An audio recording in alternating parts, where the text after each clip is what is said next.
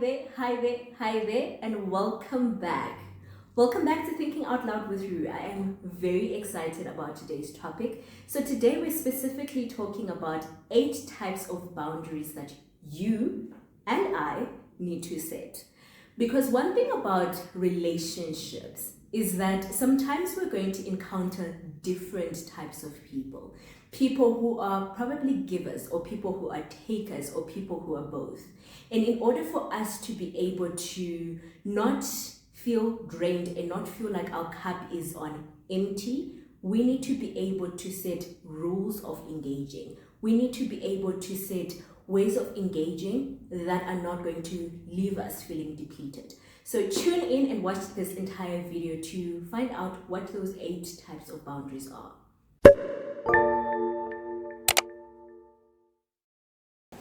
I am super excited about this topic because when it comes to us as human beings, we exist not as an island, but we exist in the context of relationships. Whether it is in our familial, nuclear family, we are in relationships.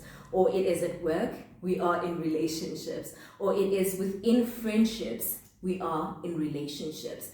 So because relationships is something that we can't avoid, it's important that we actually understand what boundaries can actually help us function well in the context of relationships. But I actually want to start with defining the very word that we use quite a lot, which is boundaries. So boundaries is the limits or rules a person sets for themselves within a relationship and other interactions. So I want you to think of any board game that you played, whether it is chess or it is checkers or it is I can't think of any other one, snakes and ladders. Right?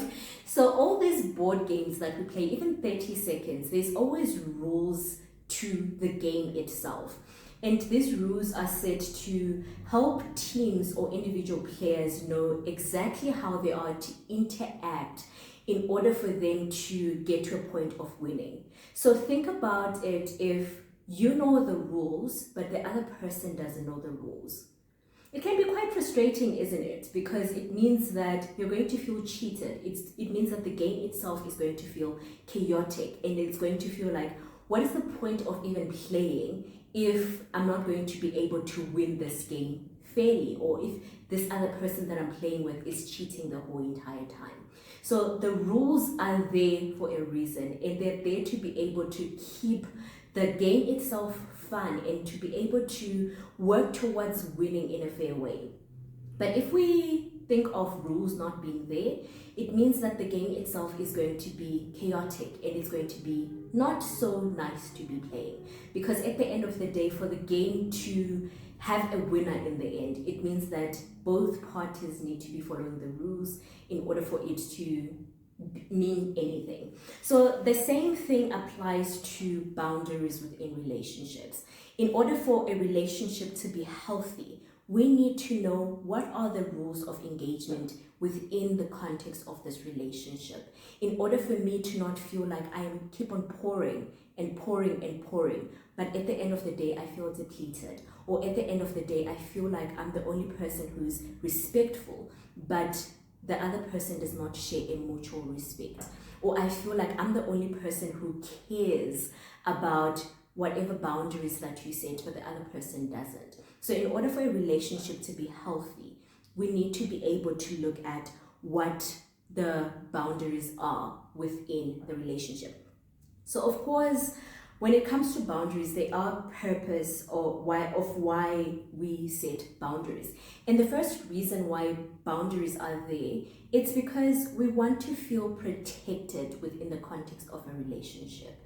Because it's fun when you know that this person that I am relating to, they respect my needs, they respect my abilities, and they also respect my limitations, to say that I can only go beyond or to this point because of 1, 2, 3 reason, and that person is able to respect that. But when a person doesn't respect that, it means that you're going to continue moving and pushing until you reach your breaking point and you feel like, okay, this relationship is not actually catering to me as a human being, and it doesn't actually care whether I die or not, whether I live or die, of which we want the people that we're relating to actually care about our well-being, to actually care about our mental health and everything concerning to us.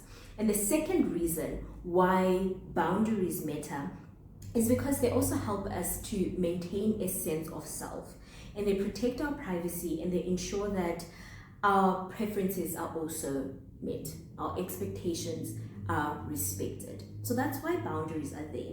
And the third reason why we need healthy boundaries is because it's also important for us to remember that boundaries can be healthy or unhealthy. And for them to actually classify as healthy, it means that we also have to maintain some sort of flexibility. We need to be able to allow for intimacy to grow, and we need to be able to maintain our mental health and foster some sort of agreement in order for us to actually develop boundaries that are mutually agreed upon.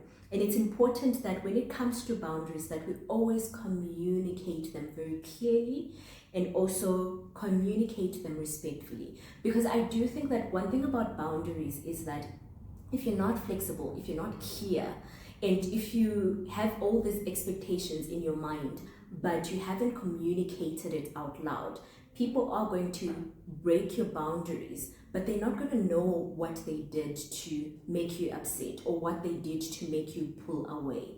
So it's very important that you are clear and you articulate yourself when it comes to what is a boundary, what is me just impeding on your personal space. Be able to articulate that so that people around you are able to love you the way that you receive love, so that also they're not going to be in places where they are doing things that are making you feel disrespected or doing things that are making you feel unloved, but you haven't really communicated it. So it's very important that you start with communicating what are your limits, what is respectful to you, what are your preferences, why are your preferences the way that they are, if people need to know. So it's very important that you're also very clear about where you're at, but sometimes it also means flexibility in order to still allow a sense of intimacy to be able to develop. So now that we've actually laid out the groundwork of what boundaries are, it's important that we dive in to all the different types of boundaries that are there. So I have this picture that I came across when I was just scrolling on LinkedIn, because that's something that I do quite a lot because sometimes I just want to know what other people are doing in their professional lives, and it's a way of also motivating me because I am a young professional. So I came across this picture of 8 types of boundaries, and that's basically where I got this topic from. So technically I'm not the one who developed these types of boundaries, but I did think that it is a topic that is worthy of us just diving into in order for us to understand what boundaries are within the context of all the different relationships that we might be getting into.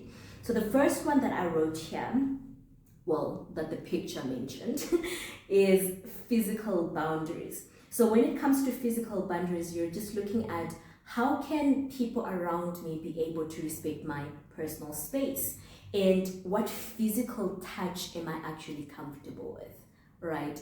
And this really does make sense within actual intimate relationships and also within work relationships, because sometimes there are people who just show affection, but sometimes you're just like, when I'm at work, I don't want people to be hugging me, or I don't want people to be in my personal space like that.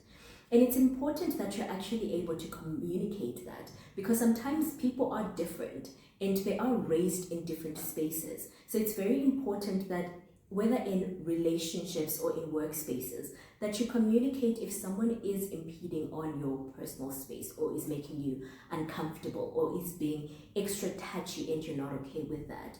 And sometimes when people like other people in a romantic sense, they're more affectionate with physical touch. And if you feel like I am not on the same page as you, and I don't feel like pursuing a romantic connection, it's also important that you are clear that, listen, when you touch me like that, it makes me uncomfortable, because for me, I'm in a relationship with 123, or I don't see us pursuing a relationship like that. So I would like it for us to respect each other's personal space by you not touching me like this, because it does make me feel away. So it's very important that we're able to communicate that. So the second one is emotional boundaries. And when it comes to emotional boundaries, you're looking at protecting your thoughts and you're looking at protecting your emotions. And one thing that I really think about when it comes to emotional boundaries is, since I am a person who is in mental health, I was counseling for a long time telephonically, and I really had to learn, how do I not take on people's problems home? How do I not get to that point of thinking every single time about other things that people are going through? Because I really heard of a lot of people who struggled a lot, not just in terms of their emotional health, but in terms of some of the traumas that they experienced. And because they were quite gruesome in some instances, sometimes you get to that point of just ruminating on everything that that person shared. So I really had to get to that point of being able to protect my thoughts, protect where my mind was going, being able to protect what I give my emotions to, so that I don't get to that point of struggling with compassion fatigue or struggling with just empathy overload. And it also applies to people who are not in mental health, because even though I heard most of the things that I heard within the counseling space, sometimes our friends come to us and they share some things that are very difficult for us to be sitting with. And it's important that even though you are supporting, even though you are a shoulder to cry on, even though you are a listening ear, you provide an ear, that you are able to also protect your mind so that it's not fixating on some of the things that people are struggling with, so that you don't get to that point of jumping into the hole with the people who are reaching out to you. And just being able to protect your emotions, able to protect your thought patterns. And the next thing that I have here is verbal boundaries. And this is just in terms of just protecting how we speak and how we discuss. And I think it really comes to some of the relationships that we have, because we understand that relationships are not void of conflict. Relationships are not void of disagreements. And one of the things that I really like about the relationships that I have, both within my nuclear family and within my friendships, even when we have disagreements, there is no swearing at each other, there is no belittling each other. There is always a sense of, I actually want to listen where you're coming from. I want to be able to hear you. I want to be able to provide a space where you can feel like your thoughts and your insights are just as important as mine. So because there is that mutual respect, we know not to be using certain words towards each other. And I think when it does happen in the context of relationships, we need to actually say it out loud that, listen, I'm not comfortable with the fact that when we fight, you use this type of language. Because sometimes we need to remember that when it comes to disagreements, it's you and the person against the problem, not you against each other. Because the moment that you start using words to attack the other person, to belittle the other person, to show them that, hey, you are also a terrible human being, then we get to that point of losing the plot of what relationships are for, or losing the plot of what the actual conversation was meant for. And the conversation was meant to get you on the same page about the disagreement that you had. So now it's no longer you and the person against the problem, it's now you against the person. And it gets to that point where then it's important for us to be able to emphasize why verbal boundaries are important in order for us to have healthy relationships. And the fourth thing that is written in the picture is time boundaries. And it really goes back to, how can I protect how I spend my time? Because we only have 24 hours in a day. We only have 24 hours in a day. And even though that seems like a lot, when you go about spending your time by doing things that are not fulfilling to you, or doing things that are just for other people, you start to feel like, my life is not my own. Life is just passing me by.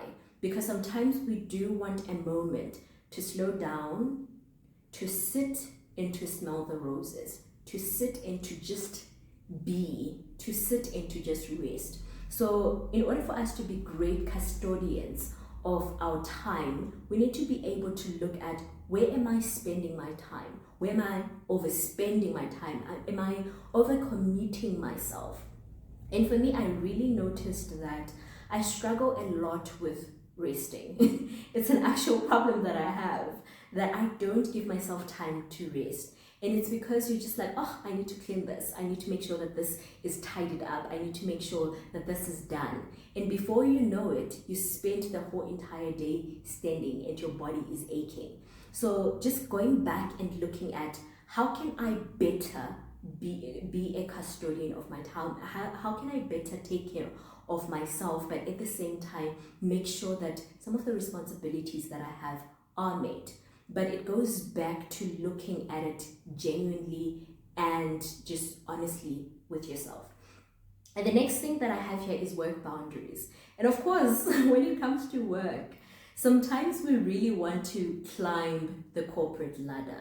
We really want to be in the place where we succeed. And it comes with showing yourself as capable. Sometimes you're just like, let me show them that I am a hardworking person. Let me reply to these emails after work. Let me take work home. Let me be the first person to come in. Let me be doing 1, 2, 3 in order for me to get noticed within the workspace.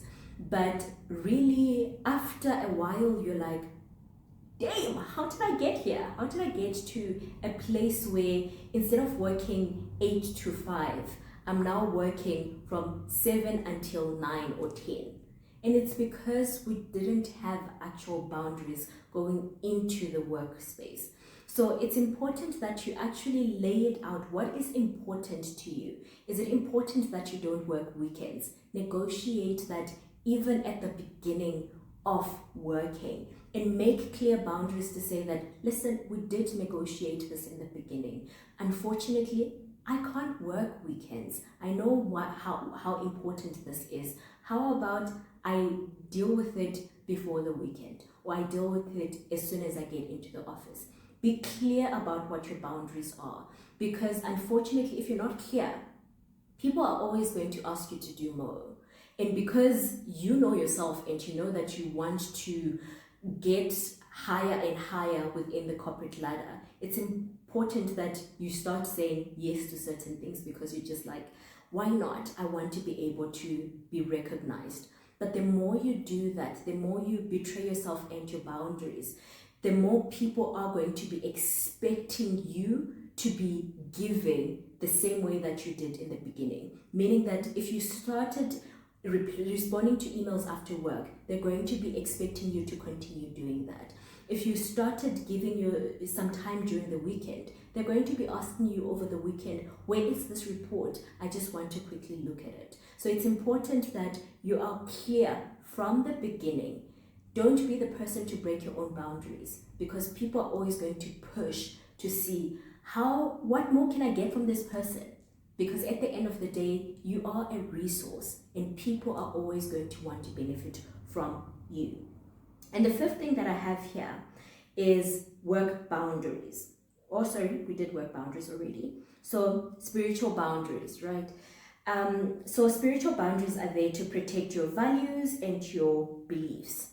And for me, this is one that really excites me. And when I look at my life and some of the challenges and mistakes that I made within my past, I realized that I wasn't as vocal about some of the values and the beliefs that I hold dear. And because I wasn't as vocal about these beliefs and these values, sometimes it means that I found myself in spaces where my values were challenged and my values were broken. And it came from lacking that boldness of being able to say that this is where I stand when it comes to 1, 2, 3.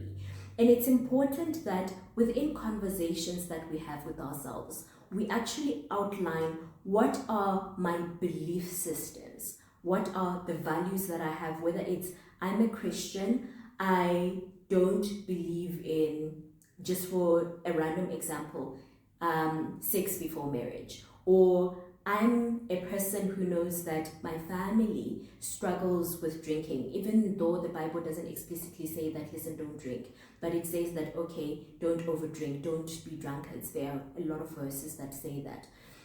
So if you know that it's something that in your family that you struggle with, and it's something that you are passionate about not getting into, vocalize that from the very beginning to say that, guys, I know that you are exploring drinking, but when it comes to us going to spaces where there is drinking, I just won't be participating in that. And I would also appreciate that you don't offer me a drink, because for me, this is the type of history that I have. And as a result of it, there's a value, this is a belief that I have because of my experiences. Or to say that because I know that my family, a lot of people struggled in terms of being teen moms or having children before they're married, being able to say that they're just spaces that I'm not going to be going into, simply because I want to be able to maintain the values that I've set for myself, the values that are stipulated within the Word of God. So it's very important that you actually establish for yourself that when it comes to spirituality,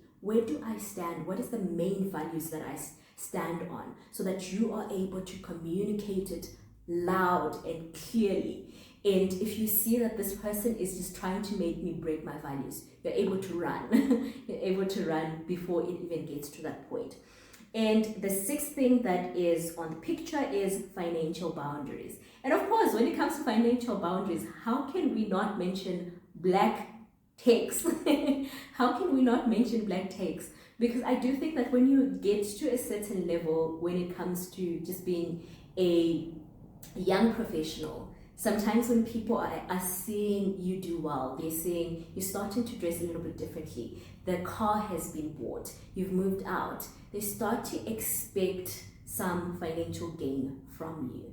And for me, it's not a reality that I've experienced in terms of my father expecting certain things from me. In fact, he has always given me the freedom of just being like, listen, you are starting, so you don't have to be doing too much.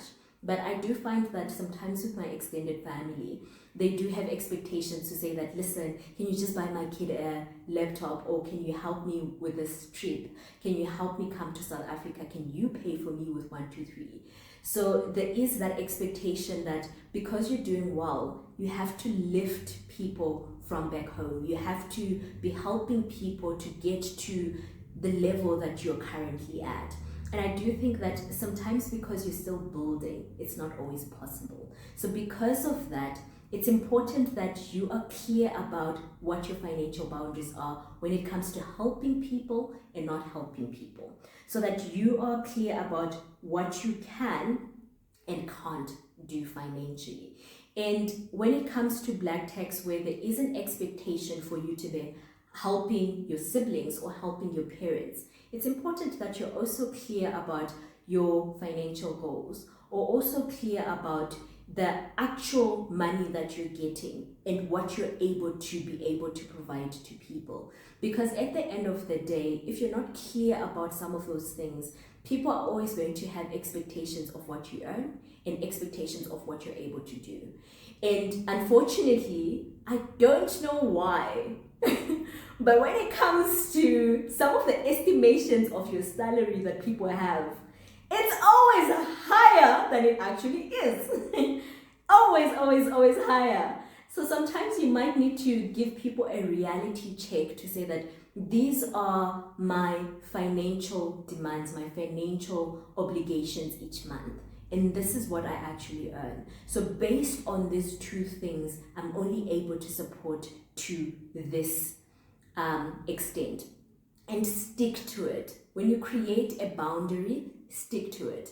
Because the more a person knows that I can come to you and I can narrate the terrible things that are happening in my life, and I can get that money from you, they are always going to come back with something to literally tickle your emotions and get you to that point of releasing money that you might not even have. So it's important that when you set a financial boundary, stick to it. Otherwise, people are always going to work very hard on just trying to see if they can break it. So it's very important. And the last thing that is in the picture is sexual boundaries. And this basically goes back to protecting your safety and your preferences. And I cannot stress it enough. Ooh, English, guys. English. We borrowed it. But anyway, I can't stress it enough how important that it is for you to feel safe within a relationship. If you are in a relationship and you're married and you're sexually active, it's important that you are able to understand what makes me feel safe and what makes me feel not so great. Communicate what you like, communicate what you don't like. Because one thing that is a reality for a lot of people, sometimes people come from traumatic backgrounds where there was SA, sexual assault, where there was rape. So because of that, there are ways in which you can touch a person that reminds them of how a person took their power away, how a person forced them to do things that they didn't want to do. So because of that, it's important that you're able to know yourself, be able to communicate if you feel unsafe, be able to communicate if you don't like something, so that in order for you to be in a place where you're finding pleasure within sexual activities, you're able to say that, listen, this is what I like, this is what I don't like, and you're able to be feeling respected and feeling adored, because that's why sex was invented by God. He wanted it to be pleasurable for both men and women. So it's important that you are clear about what your boundaries are. You're clear about what things make you feel safe and unsafe. So with that said, thank you so much for watching today's episode. Actually share with everyone within the comment section, what are some of the boundaries that have helped you to maintain a healthy relationships? What are some of the boundaries that are getting you to a place of saying that, listen, I feel like I'm now on the right track in terms of relationships? Share with us in the comment section. Thank you so much for watching today's episode. See you again next week. Bye for now. Peace.